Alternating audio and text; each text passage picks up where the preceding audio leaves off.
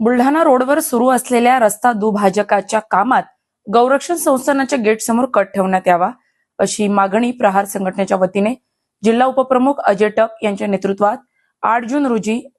नगरपालिका मुख्याधिकारी मलकापूर यांच्याकडे एका निवेदनाद्वारे करण्यात आली। दिलेल्या निवेदनात नमूद आहे की शहरातील बुलढाणा रोडवर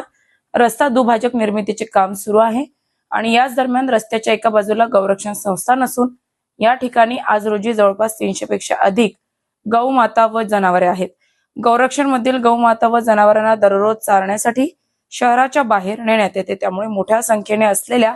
गौमाता व जनावरांना ने-आण करतेवेळी रस्त्याच्या या बाजूने दुसऱ्या बाजूला जाण्याकरिता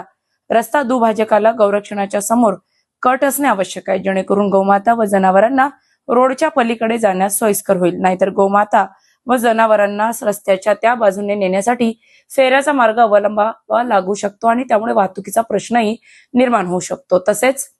गौरक्षण मध्ये असलेल्या गोमाता व जनावरांसाठी नेहमी कुट्टी व इतर खाद्यपदार्थाची वाहने गौरक्षण मध्ये नियमितपणे येतात, त्या वाहनांना सुद्धा या ठिकाणी कट राहिल्याने ये जा करण्यास सोयीचे ठरेल। त्यामुळे गौरक्षण मधील गोमाता व इतर जनावरांचा विचार करता रस्त्यावर कोणती वाहतूक समस्या निर्माण होऊ नये याकरिता रस्ता दुभाजकाला गौरक्षण समोर कट ठेवण्यात यावा, जेणेकरून गोमाता व जनावरांना ने-आण करणे सोयीस्कर होईल व वाहतुकीलाही अडथळा निर्माण होणार नाही अशी मागणी निवेदनाद्वारे करण्यात आली आहे।